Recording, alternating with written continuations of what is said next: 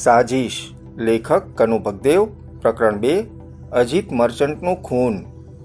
વિલાસરાય હોસ્પિટલના ઓપરેશન થિયેટરમાં અત્યારે દિલીપ, રજની અને ધીરજ સ્ટ્રેચર પર સૂતેલા અજીત મર્ચન્ટ પાસે મોજૂદ હતા. અજીતને સાધારણ ઈજા થઈ હતી, પરંતુ એક તો શુક્લકડી દેહ અને ઉપરથી પુષ્કળ માત્રામાં લોહી વહી જવાને કારણે તેને હોસ્પિટલમાં દાખલ કરવામાં આવ્યો હતો. એના જખમોનું ડ્રેસિંગ થઈ ગયું હતું. દિલીપે જોયું તો અત્યારે અજીત ખૂબ જ ભયભીત લાગતો હતો. એની આંખોમાં ડોક્યા કરતો ભય સ્પષ્ટ રીતે જોઈ શકાતો હતો. સાહેબ, સૂતા સૂતા જેણે દિલીપ સામે હાથ જોડીને ગરગરતા અવાજે પૂછ્યું, મારો શું વાંક છે? મેં શું કર્યું છે? આપ હાથ ધોઈને શા માટે મારી પાછળ પડી ગયા છો? કહેતા કહેતા એ રીતસર રડી પડ્યો. અજીત જેવો ડરપોક માણસ ગુનાના માર્ગે કેવી રીતે વળી ગયો એ દિલીપને નહોતું સમજાતું. શાંત થા. દિલીપે એનો ખભો થપથપાવતા કોમળ અવાજે કહ્યું, અમે તને ગિરફ્તાર કરવા નહોતા માંગતા અજીત. અજીત રડવાનું ભૂલીને એકદમ ચમકી ગયો. આપ મને પકડવા નહોતા માંગતા સાહેબ? ના, ઉલટું અમે તો તારો જીવ બચાવવા માંગીએ છીએ, તારું રક્ષણ કરવા માંગીએ છીએ. રક્ષણ? અજીતની આંખો નરા અચરજથી વિસ્ફરિત બની ગઈ. આપ શું કહો છો સાહેબ? પણ મને શું થયું છે? આપ કોનાથી મારું રક્ષણ કરવા માંગો છો? દિલીપ સ્ટ્રેચર પાસે જ પડેલી એક ખુરશી પર આરામથી બેસી ગયો. ભાઈ અજીત, એણે કહ્યું, બકરાને જ્યાં સુધી કસાઈખાનામાં ન લઈ જવાય ત્યાં સુધી પોતે હલાલ થવાનો છે એ વાતની તને ખબર નથી હોતી. કંઈક એવી જ હાલત તારી પણ છે. કોઈક તને મારી નાખવા માગે છે. ફર્ક માત્ર એટલો જ છે કે તને આ વાતની અગાઉથી જ જાણ થઈ જાય છે. દિલીપના કથનનો અર્થ સમજીને અજીતના હોશ ઉડી ગયા. તેનો ચહેરો પરસેવાથી ભીજાઈ ગયો. પણ મને વળી કોણ મારી નાખવા માંગે છે? એણે ભયથી કંપતા અવાજે પૂછ્યું. એ તો અમે પણ નથી જાણતા.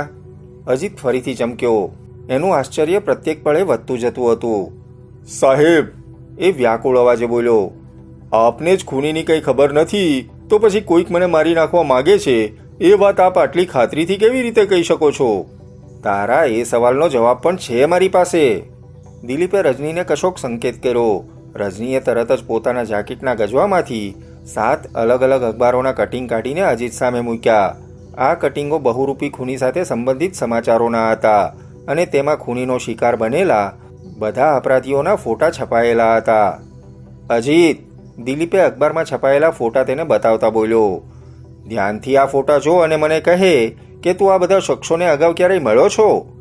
અજીતની નજર અખબારમાં છપાયેલા ફોટા પર સ્થિર થઈ ગઈ. પછી અચાનક જ એની આંખોમાં ખોફ અને દહેશતના ચિહ્નો ઉપસી આવ્યા. હા સાહેબ, એ તરત જ બોલી ઉઠ્યો, આ બધાને હું ઓળખું છું. બધા મારા જેવા જ હતા. અમે બધાએ સાથે મળીને ઘણા સમય સુધી ગુનાઓ પણ કર્યા હતા. Very good. દિલીપને પોતાની શંકા ખાતરીમાં પલટાતી લાગી. અર્થાત તમારા લોકોનું એક ગ્રુપ હતું, એક ટોળકી હતી, ખરું ને? હા સાહેબ. અજીતના અવાજમાં સહેજ ખમચાટ હતો. પરંતુ અમારું એ સંગઠન લાંબા સમય સુધી ન ચાલ્યું. કેમ? શા માટે? કોઈ ખાસ કારણ નહોતું. છતાંય બસ બધા પોતપોતાની મરજીના માલિક હતા, સ્વતંત્ર મિજાજના. બધાની મતિ જુદી જુદી દિશામાં દોડતી હતી.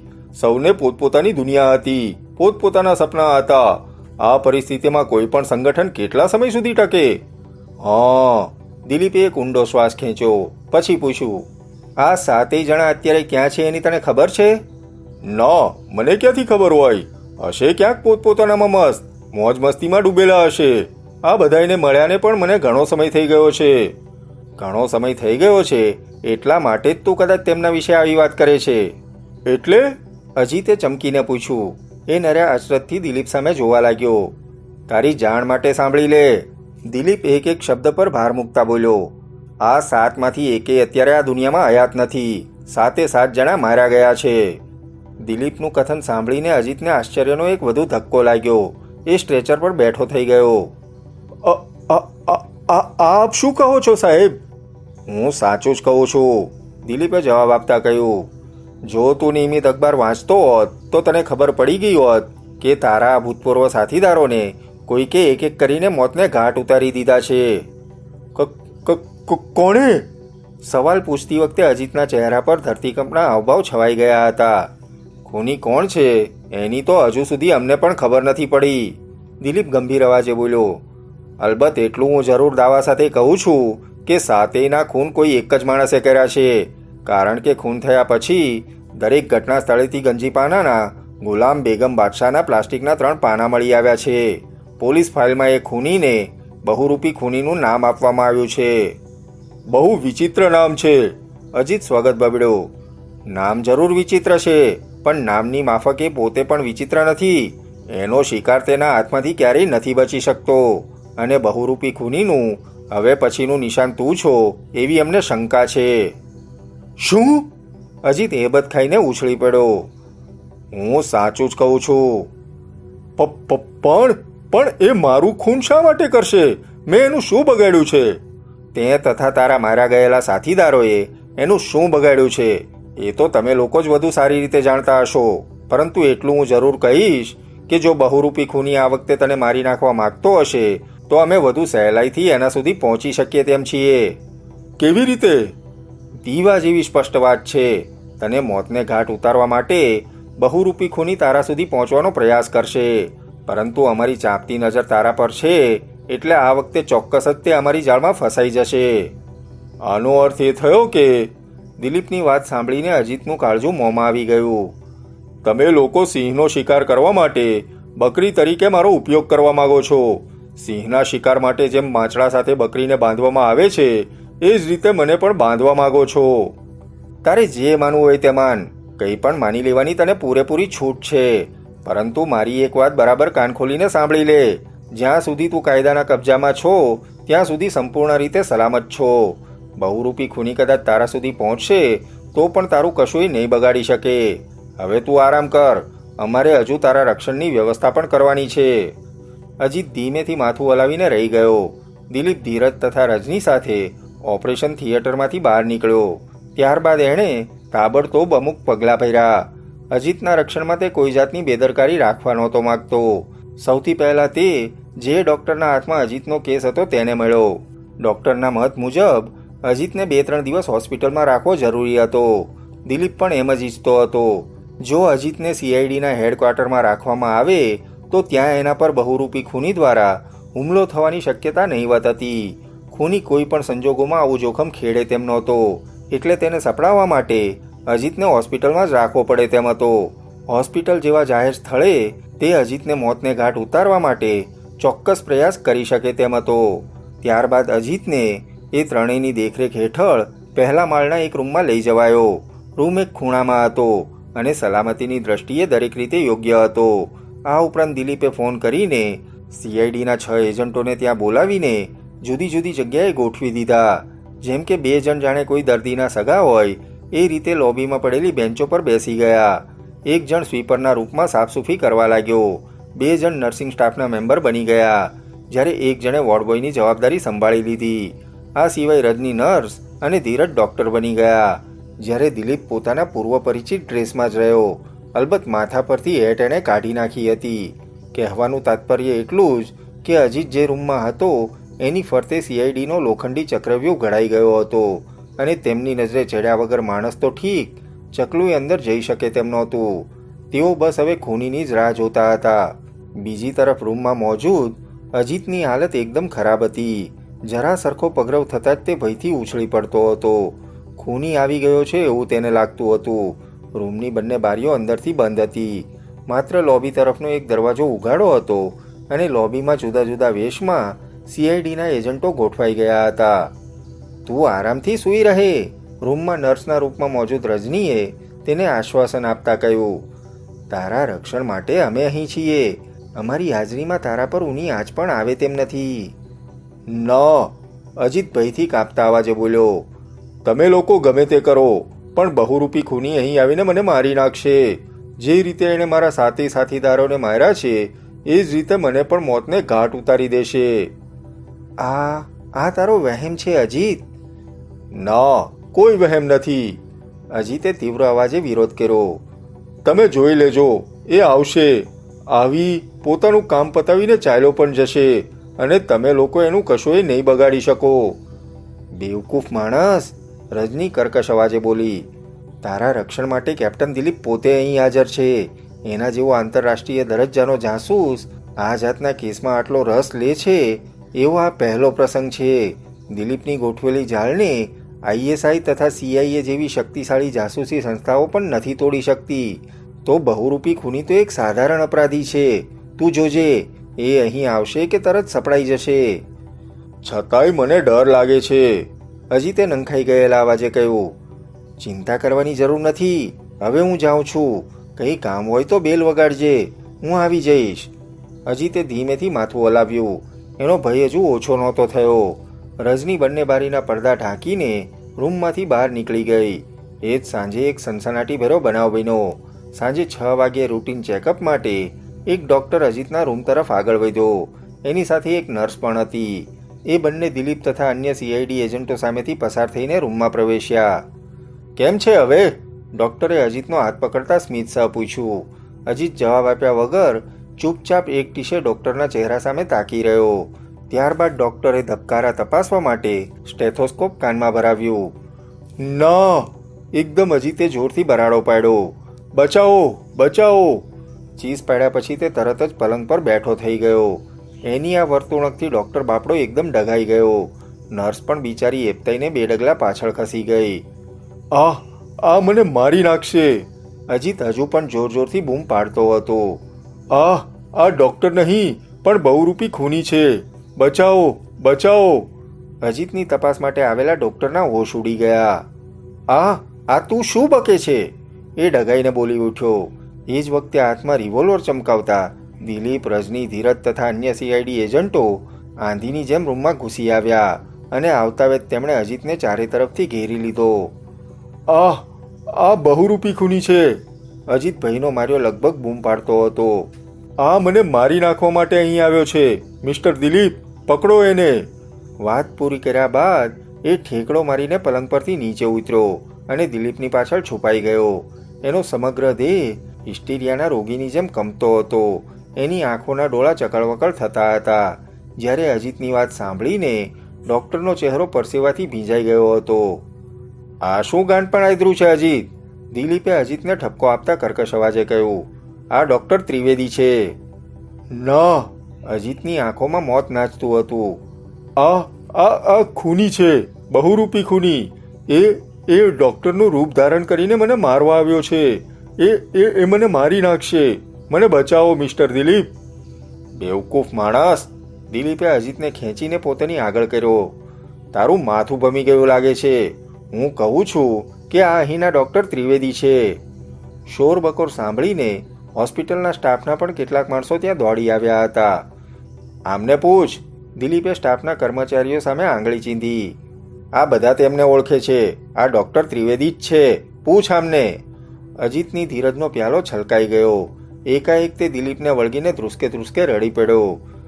મિસ્ટર દિલીપ, એણે ડૂસકા ભરતા કહ્યું, પ્લીઝ મને બચાવી લો. કોઈક દિવસ ખરેખર જ બહુરૂપી ખૂની મને મોતને ઘાટ ઉતારી દેશે. હું મરવા નથી માગતો. મારે હજુ ઘણું જીવવું છે. તું બેફિકર રહે! દિલીપ એનો ખભો થપથપાવતા બોલ્યો. તને કશું જ નહીં થાય. પરંતુ દિલીપના ભરપૂર આશ્વાસન પછી પણ અજીત રડતો જ રહ્યો. રૂમનું વાતાવરણ ભારે થઈ ગયું હતું. થોડીવાર પછી દિલીપ અજીતને શાંત પાડીને ઓફિસમાં પહોંચ્યો. ત્યાં અજીતના કેસની તપાસ કરી રહેલા સિનિયર ડૉક્ટર ભટનાગર તથા ડૉક્ટર ત્રિવેદી એની જ રાહ જોતા બેઠા હતા. ડૉક્ટર ત્રિવેદીના ચહેરા પર ચિંતાઓની રેખાઓ સ્પષ્ટ રીતે જોઈ શકાતી હતી. મામલો ખરેખર ખૂબ જ ગંભીર છે.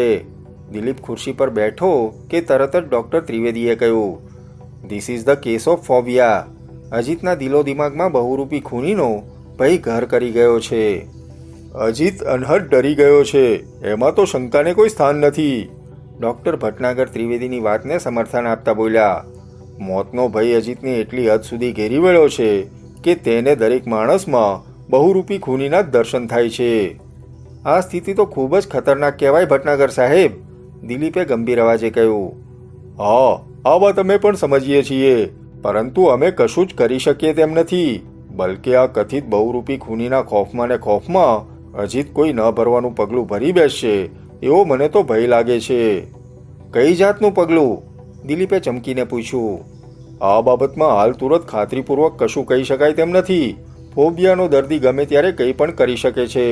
ઘણી વખત આ જાતના કેસોમાં આપણે કલ્પના પણ ન કરી શકીએ એવા અનેક ચિત્ર વિચિત્ર બનાવો બન્યાનું અમે સાંભળ્યું છે, અનેક કેસો જોયા પણ છે. પણ આનો કંઈક ઈલાજ તો હશે ને? ન, મેડિકલ સાયન્સમાં ફોબિયાનો કોઈ ઈલાજ નથી. અલબત્ત ઇન્જેક્શનો વગેરે દ્વારા થોડા સમય પૂરતો ફોબિયાના દર્દી પર જરૂર કાબૂ રાખી શકાય છે, પરંતુ ફોબિયાનો કોઈ કાયમી ઈલાજ નથી. હા, તમારી પાસે આ બીમારીનો ઈલાજ જરૂર છે મિસ્ટર દિલીપ. મારી પાસે? દિલીપ ફરીથી ચમક્યો. હા, મારી પાસે વળી કયો ઈલાજ છે? દિલીપે ઉત્સુક નજરે ડોક્ટર ભટનાગર સામે જોતા પૂછ્યું. જો તમે અથવા તો તમારા સીઆઈડીના એજન્ટો ભેગો થઈને કોઈ પણ રીતે બહુરૂપી ખૂનીને મારી નાખો, અગર તો તેને ગિરફ્તાર કરી લો, તો આપોઆપ જ અજીતના દિલો દિમાગમાંથી એનો ભય નીકળી જશે. દિલીપને ભટનાગરની વાત સાચી લાગી. ત્યારબાદ એ બંનેની રજા લઈને તે બહાર નીકળ્યો. અજીતના રક્ષણ માટે એણે પોતાની બનતી તમામ વ્યવસ્થા ગોઠવી હતી. અજીતના ચેકઅપ માટે માત્ર ડૉક્ટર ભટનાગર, ડૉક્ટર ત્રિવેદી તથા એક નર્સને જ પરવાનગી આપવામાં આવી હતી. અજીતના રૂમની સાફસૂફી પણ સીઆઈડીના એજન્ટો જ કરતા હતા. બધા એજન્ટોનો આ ત્રણેય સાથે પરિચય કરાવી દેવામાં આવ્યો હતો, જેથી તેમના સિવાય કોઈ ચોથો માણસ અજીતના રૂમમાં ન જઈ શકે. એક એક પગલું બરાબર સમજી વિચારીને પૂરી સાવચેતીથી ભરવામાં આવતું હતું. બહુરૂપી ખૂની ગમે ત્યારે પોત પ્રકાશી શકે એ વાતથી સૌ વાકેફ હતા, પરંતુ તેમ છતાંય ધમાલ થઈ. પહેલી રાત તો શાંતિથી વીતી ગઈ, પરંતુ બીજે દિવસે સવારે ડૉક્ટર ભટનાગરે નર્સ સાથે અજીતનું ડ્રેસિંગ કર્યું ત્યારે તેમને જોઈને જાણે હિસ્ટીરિયાનો હુમલો થયો હોય એમ અચાનક જ અજીત જોર જોરથી તેમને બહુરૂપી ખૂની તરીકે સંબોધીને જોર જોરથી બૂમ પાડવા લાગ્યો. દિલીપ તથા અન્ય સીઆઈડી એજન્ટોએ અંદર જઈને જેમ તેમ કાબૂ મેળવ્યો, પરંતુ ત્યાં સુધીમાં અજીત અંદર ધમાલ મચાવી ચૂક્યો હતો. એણે ટેબલ પર પડેલ ગ્લાસ, પ્લેટ તથા અન્ય ચીજવસ્તુઓ ઊંચકીને ડૉક્ટર ભટનાગર પર ફેંક્યા હતા. ડૉક્ટર ભટનાગર તરત જ નર્સ સાથે 4-5 ડગલા પાછળ ખસી ગયા હતા. મને છોડી દો! સીઆઈડી એજન્ટોની પકડમાંથી પોતાની જાતને છોડાવવાનો પ્રયાસ કરતા અજીત તીવ્ર અવાજે બોલ્યો.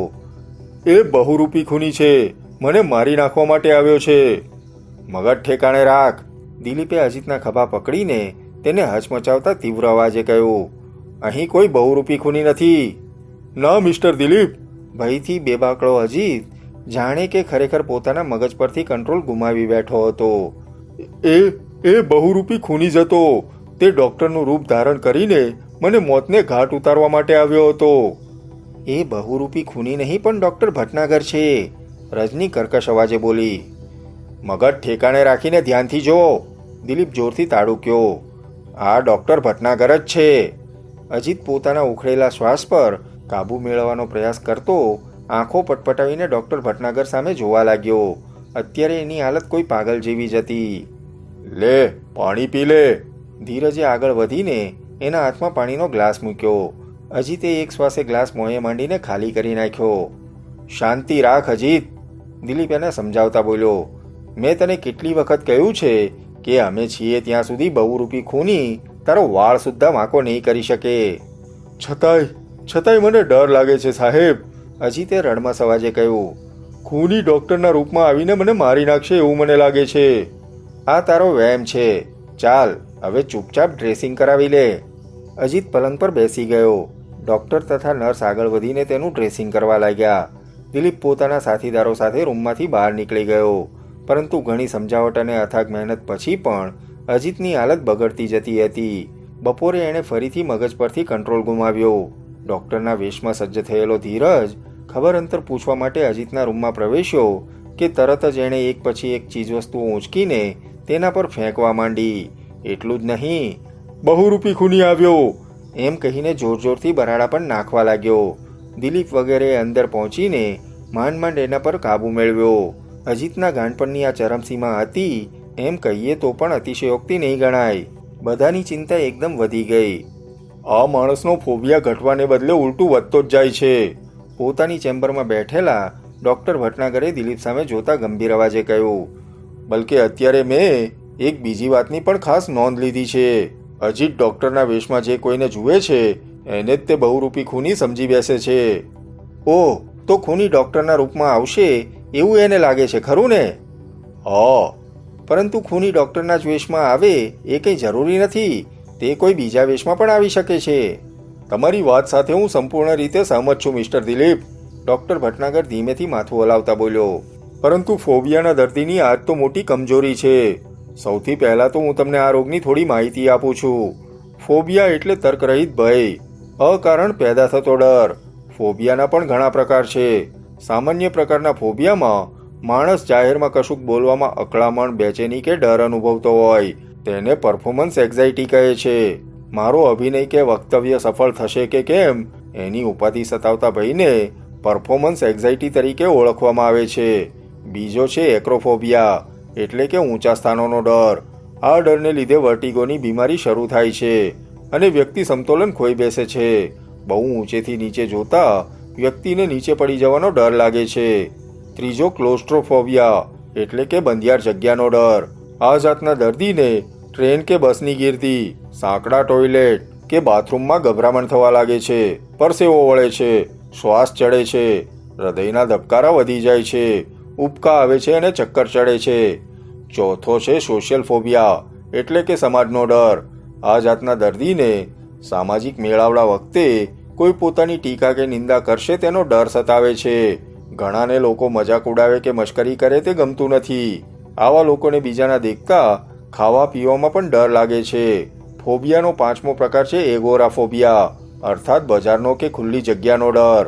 ગ્રીક શબ્દ એગોરા એટલે ખુલ્લી બજાર. 60% માણસોને ઘરની બહારના વાતાવરણમાં કોઈ અજ્ઞાત ડર સતાવે છે. આ તકલીફનું નિવારણ કરવું બહુ મુશ્કેલ છે. ટૂંકમાં કહું તો ફોબિયા એટલે અકારણ સતાવતો ભ્રામક ડર.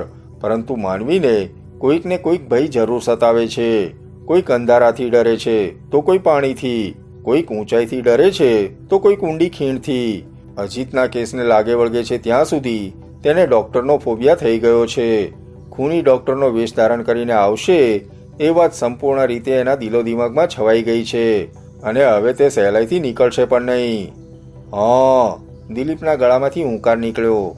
ત્યારબાદ ડોક્ટર ભટનાગરની રજા લઈ એક સિગરેટ પેટવીને તેના ઊંડા કશ ખેંચતો કોઈક ઊંડા વિચારમાં ડૂબી ગયો.